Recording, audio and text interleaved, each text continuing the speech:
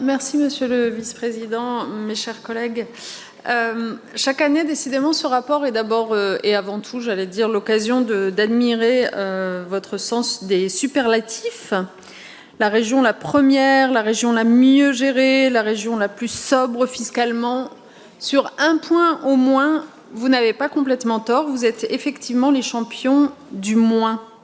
Pas de hausse sur les cartes grises, très bien. Pas de versement mobilité régionale, formidable. Pas de mouvement sur les recettes que vous choisissez de considérer comme secondaires pour garder votre bonne conscience idéologique. Mais, Monsieur le Vice-président, ce moins que vous présentez comme une vertu, il a évidemment un prix.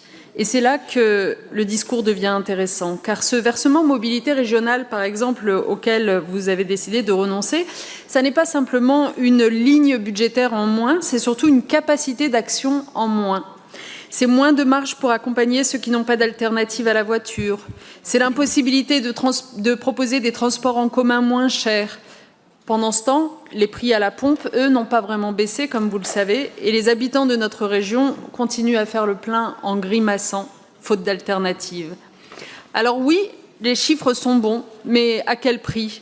Et ce raisonnement vaut aussi pour tout le reste du budget. Car derrière cette politique du moins dans nos recettes se cache également un moins dans notre service aux Auvergnats et aux Rhône-Alpins. Prenons un exemple qui me tient à cœur, la culture. Ils étaient quelques-uns d'ailleurs réunis devant notre conseil régional aujourd'hui. La culture, donc, nous étions l'année dernière presque la région la moins dotée de France en euros par habitant. Et pourtant, vous continuez à creuser le même sillon. Cette année encore, les crédits dans les activités artistiques reculent de 3,23 millions d'euros, 8% de baisse donc.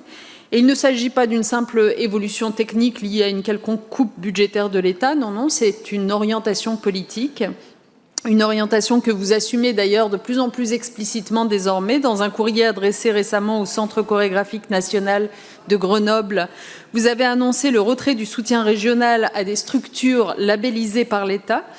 Donc, pour résumer, quand l'État coupe, la région coupe aussi. Eh bien, à ce rythme-là, je vous l'annonce, nous allons bientôt prendre la tête de cette étrange compétition du nivellement par le bas. Et là encore, la question n'est pas seulement budgétaire, elle est qu'est-ce qu'il reste en fait à la fin de ce qui est censé être notre politique culturelle régionale?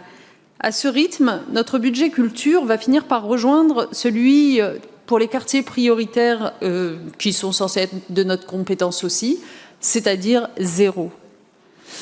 Allons voir dans un autre domaine, c'est-à-dire l'industrie, puisque c'était évoqué tout à l'heure.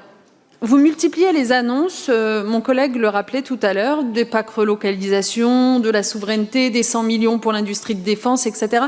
Le vocabulaire est solide, les éléments de langage bien rodés, mais dès qu'on se met à regarder les moyens concrets, décalage. Regardons ce que vous faites de nos outils de développement économique de proximité, par exemple. C'est frappant. Entre 2024 et 2025, les clusters régionaux et les pôles de compétitivité ont perdu 20% de leur financement.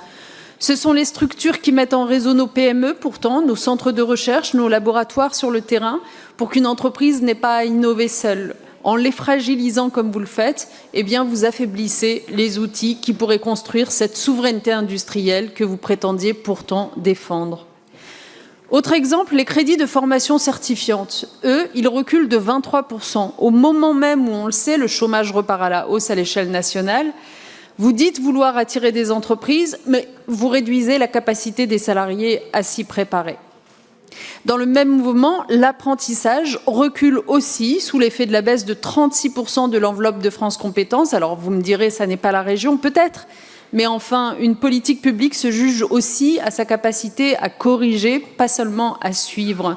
Et là encore, vous suivez la baisse. C'est une méthode. Tout désengagement de l'État correspond désormais à un désengagement de notre si excédentaire région. Et puis, il y a enfin les lycées, le plan Marshall 2e édition. Sur le papier, l'investissement est massif. Dans les faits, les stocks d'autorisation de programmes s'accumulent, mais les élèves et le personnel, eux, attendent toujours les effets concrets. Ils attendent dans des bâtiments qui vieillissent, dans des établissements mal adaptés, que ce soit au froid ou à la canicule. Ils attendent des travaux qui tardent tellement à se traduire. Et comme si aller au lycée dans de telles conditions n'était pas suffisamment pénible, vous avez ajouté l'an dernier une charge supplémentaire pour les familles, 120 € par an pour le transport scolaire dans les territoires où jusqu'à présent il était gratuit. C'est ce que vous appelez l'harmonisation territoriale. 240 € en plus pour une famille avec 2 enfants, sans aucune progressivité. Ça n'est pas un détail. Alors oui, vous pourrez toujours mettre en avant vos équilibres financiers, vos ratios, votre capacité de désendettement, votre épargne brute. Nous ne contestons d'ailleurs même pas ces éléments. Mais nous disons que c'est une suite d'arbitrages politiques, une hiérarchie de priorités, un choix de société. Ce que révèle ce compte administratif, c'est une constante, la région du moins. Moins de culture, moins de formation, moins de rénovation dans les lycées, moins de pouvoir d'achat pour les Auvergnats et Rhône-Alpins. Bref, ici, dans cette institution, nous faisons moins, mais les habitants de cette région, eux, payent plus.